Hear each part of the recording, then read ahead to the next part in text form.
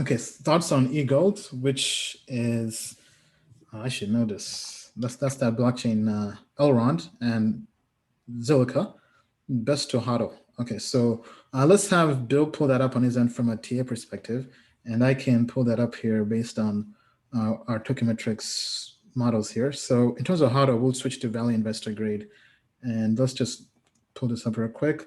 So Zilliqa, we rank it 32 based on our fundamental analysis, based on everything across the board from technology and fundamentals. While its market cap is 64, so we do think it's undervalued based on its market cap. Then Elrond is 40th. So we're more bullish on ZIL at the moment, long-term, as a long-term hodl. Then Bill, your take based on the TA. Okay, here it comes. Okay, so when you look at this, I don't see a way to discern where the risk and reward is, right? It's pretty tough.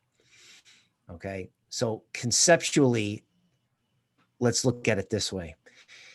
Here is, a rally up and then a very choppy consolidation that kind of hurt people. Okay, now here's another rally up. And I'm wondering, okay, if this is any good.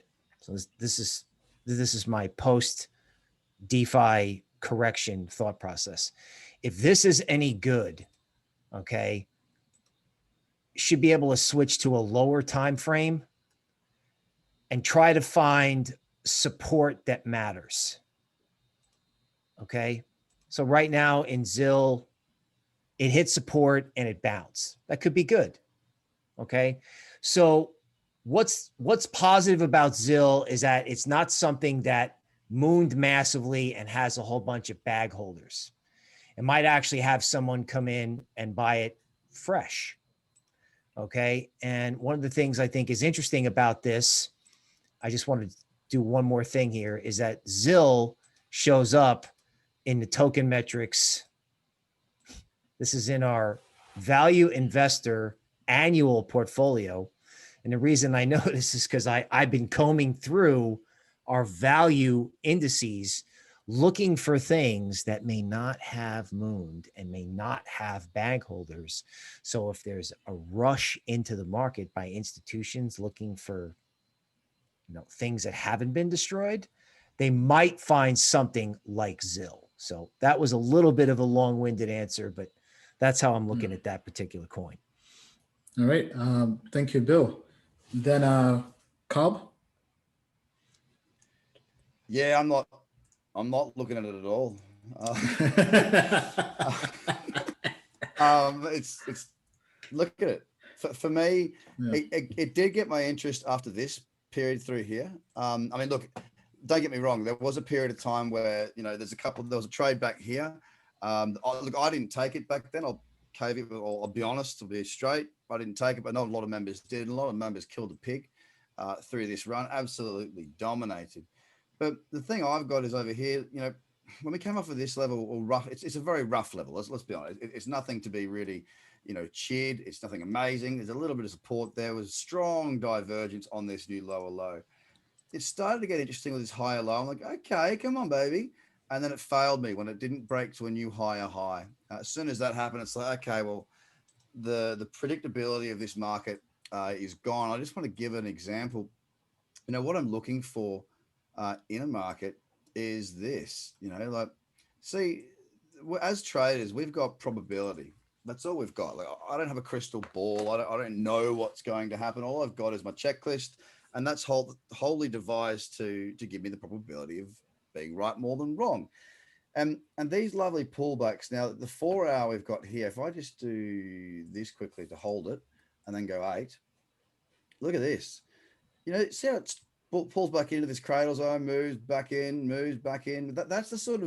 That's the market I like to trade. And it's because it just makes it, I mean, visually, even if you don't know what you're doing as a trader and you're brand new and you don't have any strategies and you haven't learned from anybody, you look at this, you can go, oh, okay, well, it seems to move higher when it pulls back into here. It's real simple, logical stuff. Yeah.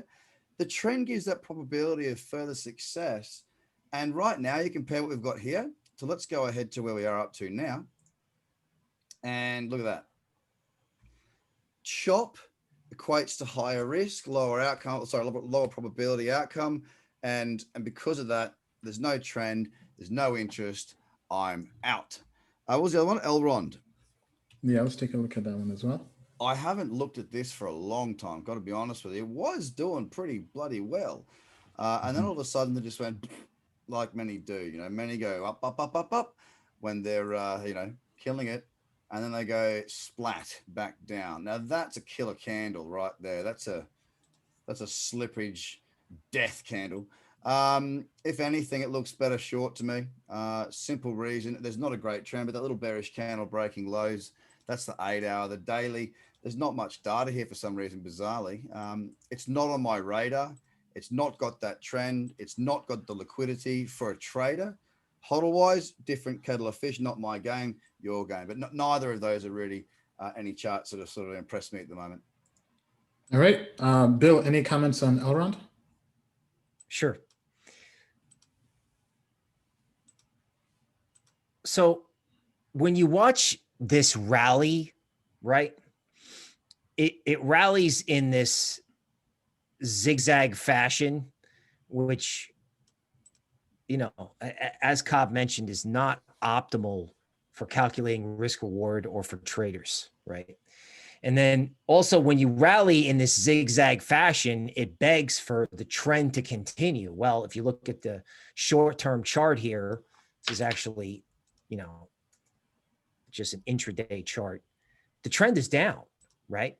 So when you have these kind of retracements, these type of corrections, okay, it's sort of like the market begging to go lower again, okay? It's sellers and bag holders getting out. Now, it would be great if this could do something and pop up, but right now, you know, it's stalled. All right.